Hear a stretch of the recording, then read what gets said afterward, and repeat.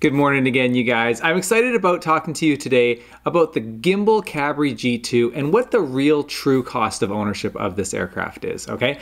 You guys have seen us flying this aircraft for a long time. We love it. It's an amazing training helicopter. And a lot of you guys have been asking me to do a video about what the actual cost of ownership is, and I'm going to break it down into two different parts, and then we're going to break it down into hourly. So what I'm going to talk about is the hourly variable costs, and then the annual fixed costs, and then I'm going to combine that with the ownership cost of the aircraft, and then lastly we're going to break that down into an hourly amount depending on how many hours you're flying that aircraft per year. Okay, so let's get started. All right.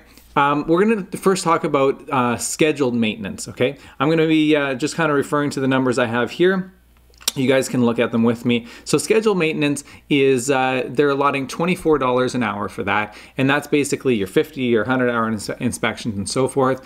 I'm going to do another video soon about the different maintenance that you have to do on the aircraft, about how much time you should be expecting to do on each of those inspections and so forth, okay? But $24 an hour is what they're figuring for scheduled maintenance. Now, unscheduled maintenance is things that you're not expecting to come up, little sensors that go when they're not expected to. And also something interesting on the Cabri, and we'll talk about this again at the end of the video, which I think is super interesting, is most of the aircraft is on condition. They're not life limited parts, and so things like the blades, for example, they're on condition, and so now they've put a dollar figure per hour of what they assume for the entire aircraft would be unexpected maintenance or unscheduled maintenance, and so they're calculating that at $26 an hour, okay? So that's good. The next one is the hour limited components. So there's 3 hour limited components on the Cabri, the engine and the 2 transmissions, and they're saying $24 an hour for those 3 things, okay? The consumables, so this is your fuel and oil, they're calculating those at $46 an hour. By the way, all these numbers are in US dollars, so I'm trying to keep it as universal as possible. Most aircrafts are calculated in US dollars. So $46 per hour. Now, if you add all those up, the total of your your variable cost is $120 per hour. Okay, now let's jump into our annual fixed cost. All right, so the first one that we're going to look at is the time limited components. Now, there's, as far as I'm aware, there's only 2 time limited components on this aircraft.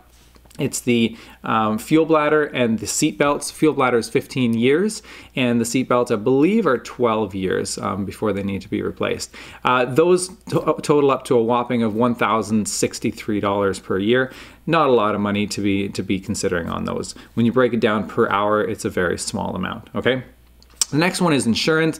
This is a bit of a depending on what region you're in the US or in Canada or different parts of the world, this number could be dramatically higher or lower than the number I'm giving you guys, but $12,000 is what we're going to use for these calculations. I think that's somewhere in the middle. I think here in Canada we're a bit higher than that, but depending on where you are, that's going to be a pretty realistic number for you, okay? The last number I'm going to use, and this is, I think, important to add into the cost of ownership of this aircraft, is taking the amount that this aircraft costs you to purchase. So I'm using the number 390,000 US, and that's a pretty good ballpark, depending on what features you want on it and so forth, where you're shipping it to and all these kind of things. It's going to go a little bit up or down from there, but about 390,000 US is what you can expect to have that aircraft delivered to your door, okay? Amortizing that over 5 years at 6% interest, you're looking at about $103,863 per year, just as a cost to own that aircraft, but that is now going to be paid off after 5 years. So that's great. In 5 years, that cost is going to go away, and you don't have to calculate that anymore, okay, unless you're going to replace it and buy a new aircraft. Again, we're going to talk about replacement costs and so forth at the end of this video. That's, I think, one of the really big benefits of this aircraft, okay? Okay, total up, sorry, I made a mistake there. It's $90,800 for the annual cost of the ownership of that aircraft. Total all of those fixed costs up, and now that's $103,863, okay? Little edit there. And so now what we're gonna do is we're gonna say, okay, depending on how much you fly this aircraft, if you fly it 250, 500, 750, or 1,000 hours per year, how much is this thing going to actually cost you per hour to fly, okay? I would consider somebody who's flying it really well, trying to utilize it as much as possible. You're going to fly it between 1,000 and 1,200 hours per year. We try and keep our aircrafts to that sort of ratio, 1,000 to 1,200 hours. That's good. That's awesome utilization. If you're kind of using it about half of that, you know, you're looking at 500 to 600 hours. And then if you're just kind of using it on a part-time basis, then it's going to be more like 250 hours, okay?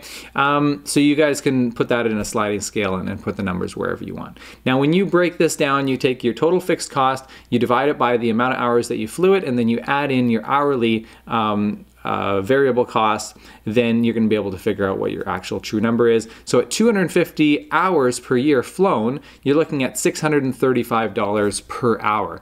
Whew, this is an expensive aircraft if you're not flying it very much, okay?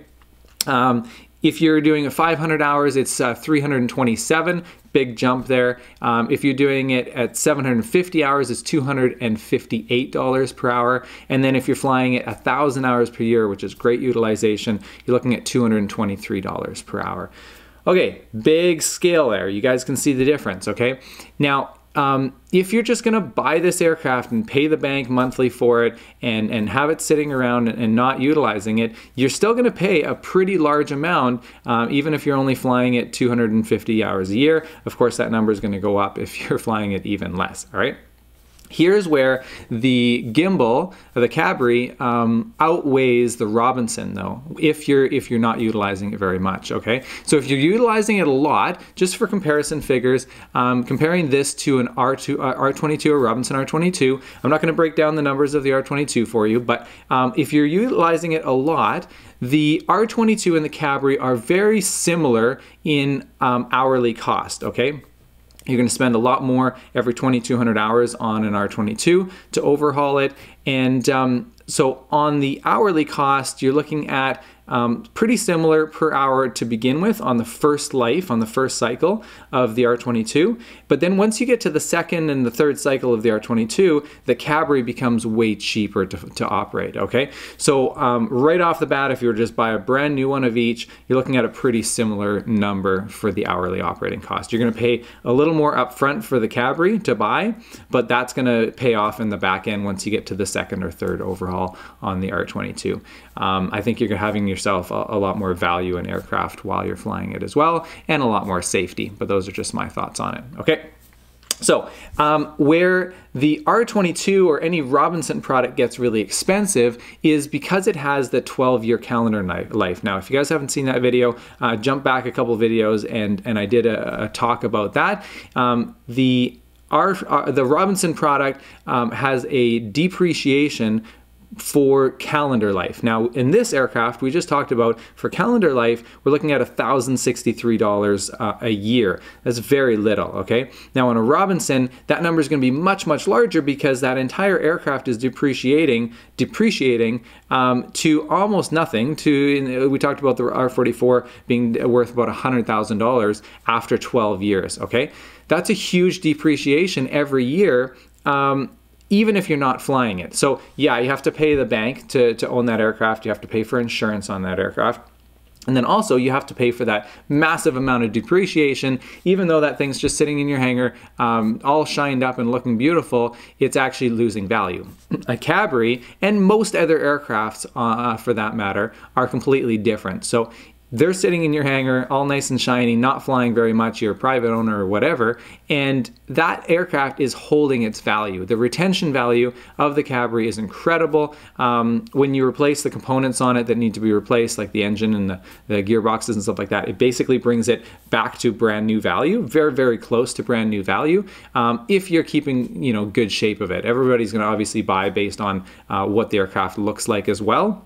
So if you're trashing that thing and it's got lots of scratches and, you know, all kinds of things, and it looks terrible, the interior looks all ratty and, you know, torn up and stuff like that, then of course that value is going to go down. But if you're treating it really well, like you should if you're owning an aircraft, then that value is going to hold really, really solid. And that's really incredible. And that's I think one of the big value propositions of this aircraft is that 5-10 years from now, you've only flown it a little bit, that's going to be worth the same amount. So for a private owner, that's actually a really big bonus. That's a really big plus. And then for the commercial operator, it's a really well-priced per hour aircraft for what it is for flight training and so forth. Okay. Those are your numbers. So again, if we're looking at flying this thing 1,000 hours per year, it's $223 per hour. That's not bad. I mean, anything in helicopters is going to be a lot of money.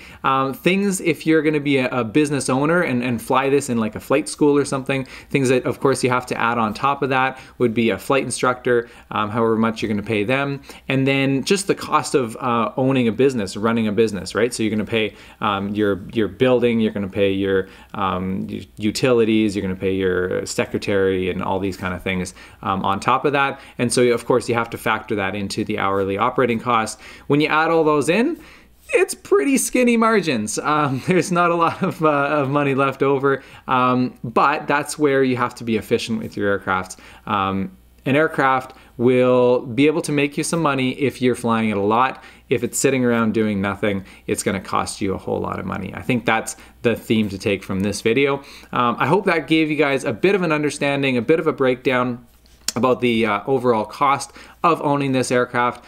These numbers are tested by us, so we've looked at these numbers and find them to be quite accurate. There's obviously little discrepancies up and down on all of them, but these numbers can be found on the Guimbal website. So if you guys wanted to go to Helicopters Guimbal, look at their website, you can find all these numbers on there.